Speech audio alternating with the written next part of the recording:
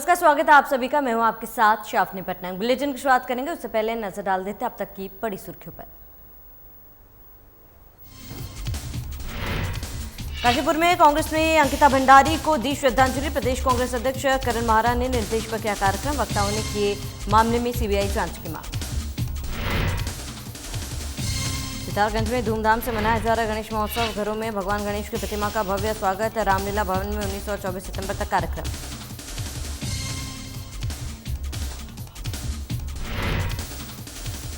ऋषिकेश के एम्स में पकड़ा गया फर्जी डॉक्टर बना युवक। पुलिस के हवाले कर कानूनी कार्रवाई की मांग। मोबाइल में मिली लाखों की ट्रांजैक्शन।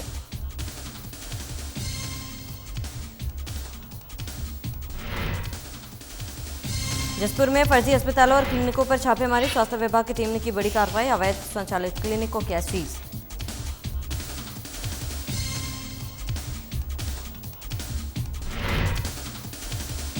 ऋषिकेश में 14 वर्षीय छात्र ने फांसी लगाकर की आत्महत्या। छात्र की मौत के बाद गांव में छाया मातम। परिजनों का रो रो कर बुरा हाल।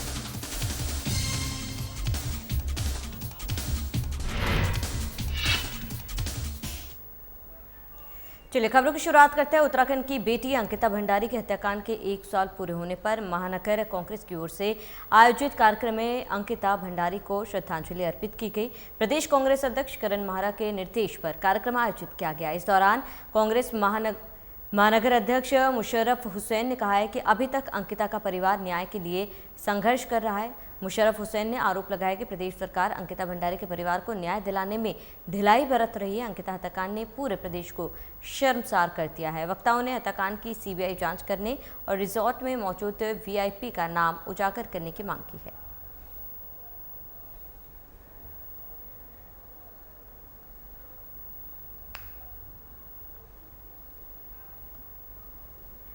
मसूरी कांग्रेस कमेटी और राज्य आंदोलनकारी संगठन ने अंकिता भंडारी हत्याकांड की पुण्यतिथि पर शहीद स्थल झूला घर पर अंकिता भंडारी के चित्र पर पुष्प अर्पित कर श्रद्धांजलि दी।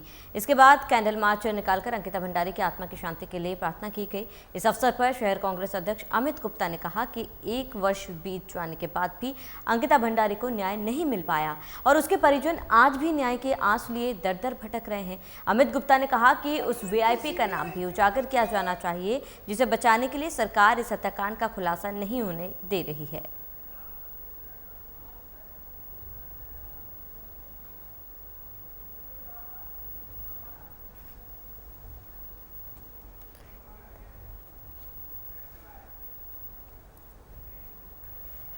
देहरादून से बड़ी जानकारी। इस वक्त की बड़ी खबर आपको बता दें, सीएम धामी मध्य प्रदेश के लिए हुए रवाना। इस वक्त की बड़ी खबर है, जानकारी आपको बता रहे हैं। सीएम धामी के अन्य राज्यों में भी बढ़ रही है प्रचार की डिमांड। मध्य प्रदेश और राजस्थान में 3 दिवसीय दौरे पर रहेंगे सीएम धामी। मध्य प्रदेश और राजस्थान में शीघ्र होने हैं विधानसभा चुनाव। मध्य प्रदेश और राजस्थान में चुनावी प्रचार को देंगे धार। विभिन्न स्थानों पर जनसभा को करेंगे संबोधित। बड़ी जानकारी आपको बता दें, इस वक्त की बड़ी खबर, अहम जानकारी। सीएम धामी के अन्य राज्यों में प्रचार की डिमांड बढ़ रही है। सीएम धामी मध्य प्रदेश के लिए रवाना हुए हैं। मध्य प्रदेश और राजस्थान में 3 दिवसीय दौरे पर रहेंगे सीएम धामी। बड़ी जानकारी आपको बता दें, मध्य प्रदेश और राजस्थान में शीघ्र विधानसभा चुनाव होना है और ऐसे में मध्य प्रदेश और राजस्थान में चुनावी प्रचार को सीएम धामी धार देंगे।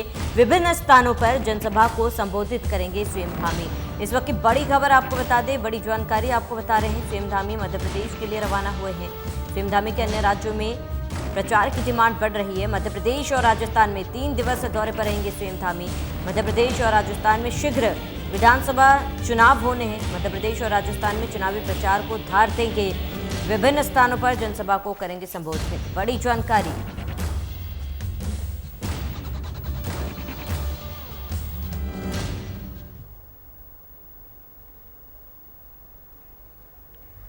तो गणेश चतुर्थी हिंदुओं का एक प्रमुख त्योहार है। यह त्योहार भारत के विभिन्न भागों में मनाया जाता है।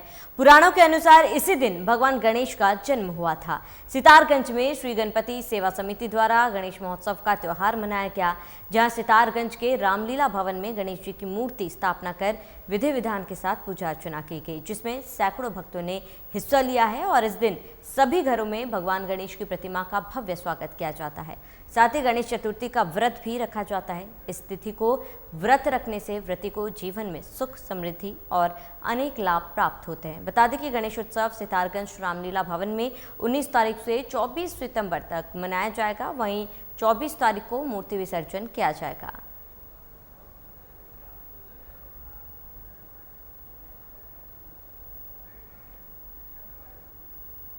खबरों में आगे बढ़ते हैं। मसूरी में बड़ी संख्या में बीजेपी युवा मोर्चा के कार्यकर्ता और बीजेपी मसूरी मंडल के कार्यकर्ता शहीद भगत सिंह चौक पर एकत्र हुए और नारेबाजियों के बीच कांग्रेस विधायक मदन सिंह बिष्ट की कुमाऊं इंजीनियरिंग कॉलेज के निदेशक के घर जाकर अभद्रता करने और शराब पीकर धमकाने के विरोध में पुतला दहन किया। इस मौके पर बीजेपी मसूरी मंडल के पूर्व अध्यक्ष मोहन पेटवाल ने कहा है कि यह घटना निंदनीय है। उनका व्यवहार विधायक और जनप्रतिनिधि वाला नहीं था कि इंजीनियरिंग कॉलेज के निदेशक के घर देर रात जाकर गाली गलौज की और परिवार वालों को धमकाया, जिसकी जितनी निंदा की जाए कम है।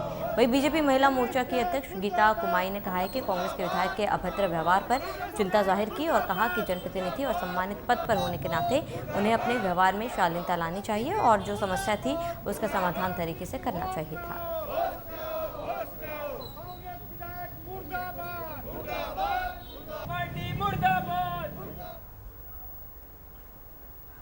ऋषिकेश के एक स्कूल में पढ़ने वाले कक्षा 8 के 14 वर्षीय छात्र ने स्कूल से घर जाकर अपने कमरे में पंखे से लटक कर फांसी लगा ली।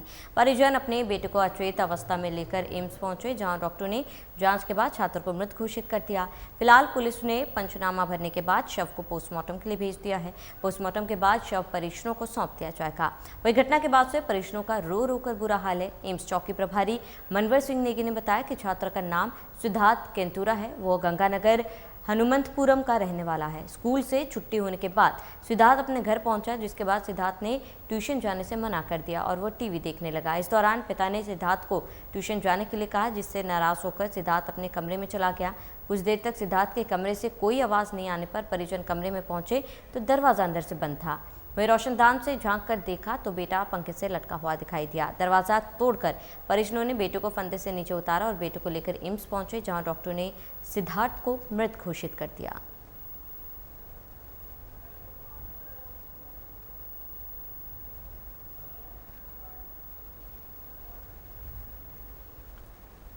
ऋषिकेश एम्स में फर्जी डॉक्टर बनकर घूम रहा एक युवक पकड़ा गया है। एम्स के प्रशासनिक अधिकारी ने युवक को पुलिस के हवाले कर दिया।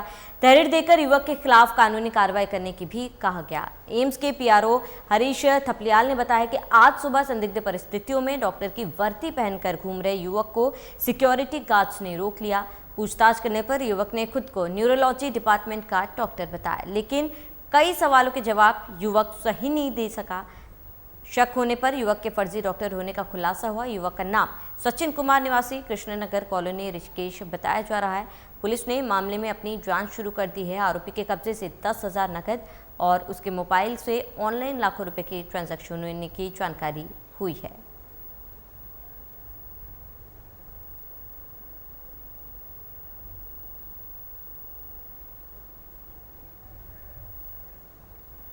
तो यहाँ पे सेवावीर जो हैं उन लोगों ने और सिक्योरिटी ने मिलके एक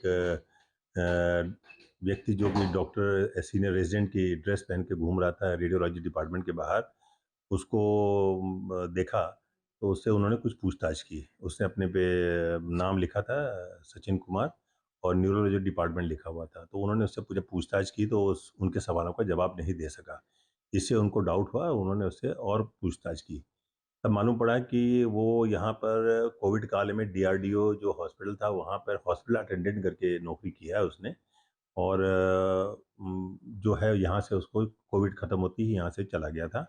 लेकिन इस तरह से मतलब एम्स की सीनियर रेजिडेंट की ड्रेस पहन के न्यूरोलॉजी डिपार्टमेंट लिख कर वो मतलब किस मकसद से आया था ये तो पुलिस ही उसकी जांच करके बताएगी। लेकिन उसके हाथ में एक स्टेथोस्कोप भी था और उसके पास जो मोबाइल था उसके अंदर हमको बहुत सारे मतलब उस मोबाइल नंबर से जुड़े हुए करीब 50 से अधिक लोगों के ओपीडी कार्ड और आईपीडी कार्ड मिले हैं जिस नंबर से बने हैं। तो हो सकता है कि ये कुछ और ज़्यादा गहरी कुछ कॉन्स्पिरेंसी हो या कुछ मतलब। अधिक जानकारी के लिए संवाददाता दीपक नारंग हमारे साथ जुड़ चुके हैं। दीपक, ये शख्स कौन था? उसके साथ ही जाहिर सी बात है ये कोई पहला दिन नहीं होगा जब वो फर्जी डॉक्टर बनकर एम्स जैसे अस्पताल में घूम रहा है। क्या कुछ पूरी जानकारी है? देखिए, बहुत अच्छा सवाल आपने किया है कि ये पहला दिन नहीं होगा कि ये फर्जी डॉक्टर बनकर एम्स में घूम रहा होगा। लेकिन इस सवाल का जवाब हर उस व्यक्ति को चाहिए, क्योंकि जो वहां पर इलाज कराने के लिए जाता है, अगर वो एक फर्जी डॉक्टर से इलाज कराएगा तो उसकी जान बचाने की जगह जोखिम में पड़ सकती है। लेकिन इसका जवाब अभी जो है पूरी तरीके से हमारे को ही नहीं मिल पा रहा है कि आखिरकार ये एम्स में कब से घूम रहा था। लेकिन प्रथम जांच में इस बात को पता चला है कि वो लगभग सप्ताह भर से जो है एम्स परिसर में जो है फर्जी डॉक्टर बनकर घूम रहा था, और हो सकता है उसने किसी को टारगेट भी किया हो, किसी का इलाज किया हो, क्या हो, ये सब अब एक बड़े जांच का विषय है। अभी ये हमारे लिए एक्सक्लूसिव खबर है साधना प्लस की, इसके अंदर सारी डिटेल्स हमने इकट्ठी करी है, और हमारी जो एम्स के पीआरओ है हरीश सप्लियार, उनसे बात हुई, उनका कहना है कि इतना बड़ा झोल-झाला हमारे खुद सामने आया है, हम खुद सत्य में है कि इस प्रकार से जो है डॉक्टर की वर्दी पहनकर यहाँ पे एक युवक भी घूम सकता है, ऐसा कभी सोचा भी नहीं था। तो ये बड़ा मामला अपने आप में है, इसके लिए पुलिस को भी इसमें गहन जांच की जरूरत है, पूछताछ की जाएगी, और पूछताछ के आधार पर इसमें क्या जो तथ्य निकल कर आएंगे उसके आधार पर इसमें क्या कार्रवाई होगी, अब वो देखने वाली बात होगी। लेकिन एम्स प्रशासन अब जो है वो चौकन्ना हो गया है, उसमें अब अपने जितने भी डॉक्टर्स हैं सबकी एक कुछ अलग से इनकी पहचान करने के लिए कोई व्यवस्था बनाने की कोशिश भी शुरू की है कि आखिरकार इस प्रकार से कोई ना है, क्योंकि जिस प्रकार से सीनियर डॉक्टर की वर्दी पहनकर उस पर बकायदा न्यूरोलॉजी विभाग लिखा होना, ये अपने आप में एक बड़ी बात है कि आखिरकार उसके क्या मंसूबे थे, वो यहाँ पर क्यों आया था, क्या करना चाहता था, ये सब जांच के विषय है। लेकिन अभी इतना और पता चला है कि जब कोविड-19 का दौर चल रहा था तो यहाँ पर बड़ी संख्या में जो बीमार मरीज थे उनके लिए यहाँ पे डीआरडीओ ने एक बड़ा अस्पताल तैयार किया था। तो ये व्यक्ति जो है, युवक जो है, ये उसमें जो है अटेंडेंट के रूप में वहां पर काम कर चुका है, और जब कोविड काल खत्म हुआ तो उसके बाद यहाँ पे डीआरडीओ का अस्पताल हटा तो ये वहां से चला गया। लेकिन अब इसने इस प्रकार का कदम क्यों उठाया है, इस चीज की जांच शुरू कर दी गई है, पुलिस से इसमें गहन जांच की जा रही है, और जिस प्रकार से उसके बाद 10,000 से अधिक की नकदी मिली है और उसके मोबाइल में लाखों रुपए की ट्रांजेक्शन देखी गई है, वो कहीं ना कहीं सारा मामला संदिग्ध प्रतीत हो रहा है, और जांच के बाद इस पूरे मामले में खुलासा हो पाएगा। फिलहाल तो यही कह सकते हैं कि ये मामला जो पकड़ में आने के बाद अब बेहद ज्यादा जो है एम्स प्रशासन को सतर्कता बरतने की जरूरत है, क्योंकि कहीं ना कहीं इससे जो है एम्स की छवि खराब होगी, और मरीजों के अंदर एक डर बैठेगा कि जिस डॉक्टर पर विश्वास करके वो यहाँ पे इलाज कराने आ रहे हैं वो डॉक्टर सही है या फर्जी है। जी बिल्कुल दीपक, इससे दो बातें सामने आ रही है और दो सवाल भी खड़े हो रहे हैं। सबसे पहला ये कि जो ट्रांजैक्शन की बात आप कर रहे हैं, क्या जांच में अब तक पता चल पाया कि ये ट्रांजैक्शंस किसके जरिए की जाती थी, ये कौन से अकाउंट से की जाती थी? और दूसरा सवाल ये, कहीं ना कहीं एम्स प्रशासन पे कई बड़े सवाल खड़े हो रहे हैं, क्योंकि इस तरीके से कोई भी इतने बड़े अस्पताल में फर्जी डॉक्टर बन के आप पहुंचता है, और जाहिर सी बात है कई पेशेंट से संपर्क में भी ये रहा होगा, कहीं ना कहीं जो मैनेजमेंट है उस पर भी कई बड़े सवाल उठ रहे हैं। हाँ, बिल्कुल सवाल आपका सही है कि आखिरकार किस प्रकार से ये अंदर पहुंचा और क्या क्या रहा है। लेकिन मैं आपको बता दूं कि इस सारे मामले के अंदर जो भी अब कड़ी जुड़ेगी वो जांच के बाद ही जुड़ पाएगी। फिलहाल इसके जो अकाउंट की बात आपने पूछी उसमें मैं आपको बता दूं कि जितने भी ट्रांजेक्शन हो रखे हैं वो सब ऑनलाइन ट्रांजेक्शन हुए हैं, और ऑनलाइन ट्रांजेक्शन जो है उसमें अब जो अकाउंट्स है वो सारा खंगालने का काम जो है वो पुलिस का है, क्योंकि पुलिस को तहरीर गई है। अब पुलिस मामले में अपनी जांच शुरू कर चुकी है, अब जांच में कितना टाइम लगेगा वो देखने वाली बात होगी। सारी चीजें सामने आएंगी कि आखिरकार किसके बैंक से जो है लेन देन हो रखा है, किसके अकाउंट से हुआ है, किसको पैसा गया। हो सकता है इसमें कुछ और राज भी छुपे हुए हों जिससे अभी पर्दा उठाया जाएगा, लेकिन उसमें कितना समय लगेगा इसको कह पाना अभी थोड़ा जल्दबाजी होगा।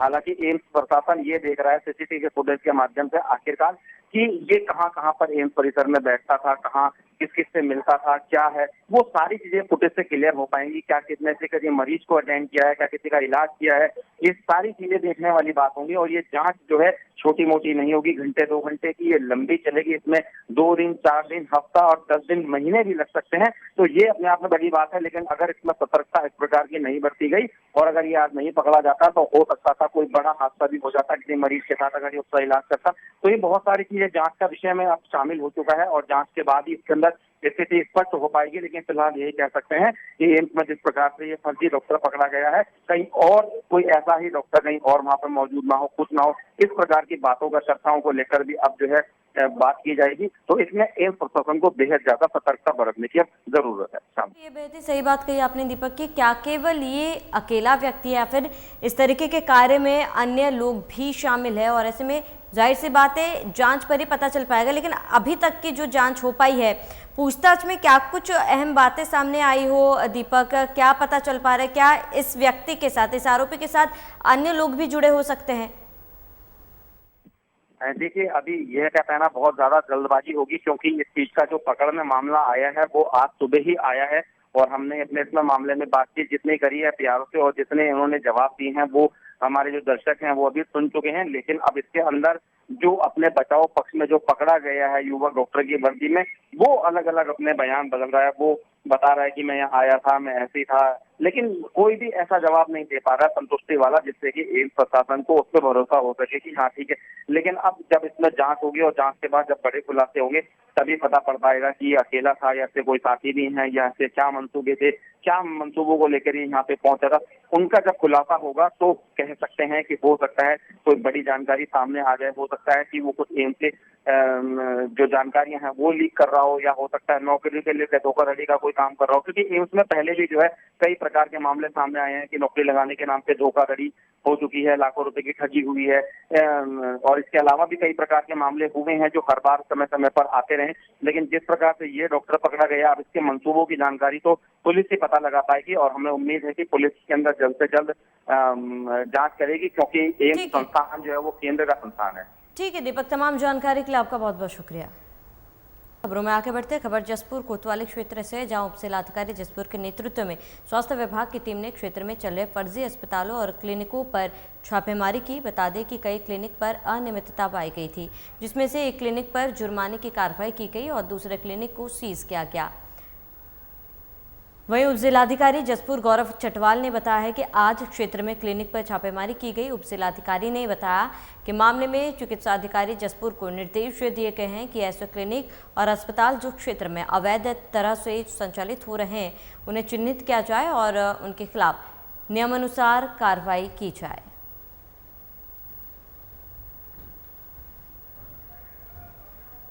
प्राप्त शिकायतों के आधार पे हमें 2 शिकायतें मिली थी और एक जो डॉक्टर साहब थे वो बिना क्लिनिकल एस्टेब्लिशमेंट एक्ट में पंजीकरण कराए बगैर वहाँ पे प्रैक्टिस कर रहे थे, तो उनको हमने चालान किया। सीएमएस द्वारा जो हैं, जो शर्मा जी हैं, उनके द्वारा चालान किया गया। इसके अतिरिक्त शहर में एक जगह जो है एक ऐसे डॉक्टर द्वारा जो उसके लिए उपयुक्त नहीं थे, जो सेवाएँ वो दे रहे थे, तो उनका क्लिनिक सीज किया गया, क्योंकि उनके पास प्रॉपर जो थे दस्तावेज नहीं थे, ना उन्होंने रजिस्ट्रेशन यहाँ करा रखा था, ना अन्य कोई फॉर्मेलिटी उनके द्वारा पूरी गई थी। तो इसलिए जो है उनका क्लिनिक ही सीज करके और जो सीएमएस है उनके द्वारा जो भी सुसंगत नियम है उसके अधीन कार्रवाई की गई है। और सीएमएस को निर्देशित किया गया कि इस तरह के अन्य जो भी उनके प्राप्त शिकायतें हों या अपने स्तर से जो इसको चिन्हित करें कि इस तरह के और कितने ऐसे एस्टेब्लिशमेंट हैं जो बिना परमिशन के चल रहे हैं। इसके लिए उनको कहा गया है कि वो सीएमओ कार्यालय से सूची प्राप्त करें कि कितने यहाँ पे रजिस्टर्ड हैं और उसके बाद जो रजिस्टर्ड नहीं हैं उनके खिलाफ कार्रवाई करें और हमारा जो भी सहयोग होगा। अधिक जानकारी के लिए संवाददाता आदिल सिद्दीकी हमारे साथ जुड़ चुके हैं। आदिल, क्या कुछ पूरी जानकारी इस मामले को लेकर? जी बिल्कुल, आपको बता दूं कि लगातार प्रशासन द्वारा जो कार्रवाई की जा रही है उसको लेकर जितने भी फर्जी चिकित्सक जो बैठे हैं यहाँ पर और अपने जांच जमाए हुए हैं उनको लेकर प्रशासन द्वारा कार्रवाई की गई, जिसमें एसडीएम जसपुर और सीएमएस जसपुर द्वारा ज्वाइंट कंबाइनिंग की गई, जिसके अंदर 2 ऐसे चिन्हित किए गए जिनके पास एक के पास ना डिग्री थी ना ही कुछ, ऐसे लोग जो लोगों का स्वास्थ्य के साथ खिलवाड़ कर रहे थे। इसको लेकर प्रशासन सख्त है और उन पर कार्रवाई की जा रही है। लगातार हितेश शर्मा जो चिकित्सा अधिकारी जसपुर उनके द्वारा मौके पर चेकिंग अभियान चलाया जाता है, जिसको लेकर प्रशासन की सख्त रुख अपनाए हुए हैं। इसको लेकर ये कार्रवाई की गई थी, जिसके अंदर एक डॉक्टर का जो क्लिनिक है जिनके पास कोई डॉक्यूमेंट नहीं दिखा पाए उसको सीज किया गया है, वही दूसरे के खिलाफ चालानी कार्रवाई की गई। जी बिल्कुल आदिल, कुल मिलाकर कितने ऐसे अस्पताल या क्लिनिक से जिसे फिलहाल सीज किया गया? इसके साथ ही जब ये रजिस्टर होते या फिर इन तमाम क्लिनिक्स जो है इनकी स्थापना की जाती है, क्या प्रशासन का उस समय और शुरुआत के समय कोई ध्यान नहीं था? जी बिल्कुल, आपको बता दूं कि लगातार फर्जी चिकित्सकों का मामला सामने आ रहा है और ऐसे क्लिनिक जो धड़ल्ले से चल रहे हैं उन पे लगातार सीएमओ ऑफिस से नजर नहीं रखी जा रही है, जिसको लेकर ऐसे चिकित्सक जो स्वास्थ्य के साथ खिलवाड़ करते हुए देखे जा रहे हैं। जैसे जसपुर के अंदर भी 2 चिकित्सकों को नोटिस किया गया था, जिनके एक के पास कुछ ना डॉक्यूमेंट्स नहीं हो पा रहे थे, जिसमें वो लगातार लोगों की स्वास्थ्य की सुविधाएं दे पा रहे थे। जब चिकित्सा अधिकारी और एसडीएम जसपुर द्वारा कार्रवाई की गई तो वो कुछ भी डॉक्यूमेंट्स नहीं दिखा पाए, जिसके बाद उन्हें उनके अस्पताल को सील किया गया और सुरक्षित धाराओं के अंदर कार्रवाई की जा रही है। वही दूसरे जो है वहाँ पर जिन सुविधाएं वो दे रहे थे उनके पास भी वो सर्टिफिकेट न होने के कारण उनको भी चालानी कार्रवाई की गई है। ऐसे ही ग्रामीण क्षेत्रों के अंदर लगातार ऐसे चिकित्सक पाए जा रहे हैं, फिर भी सीएमएस द्वारा लगातार कोई कार्रवाई नहीं की जा रही है। इसको लेकर बड़ा सवाल है जी। बिल्कुल आदिल, देखिए कहीं ना कहीं प्रशासन की तो लापरवाही है ही, लेकिन लोगों को भी ज़रूरत है काफ़ी ज़्यादा जागरूक होने की कि किसी भी क्लिनिक में किसी भी डॉक्टर के पास इलाज के लिए ना पहुंचे।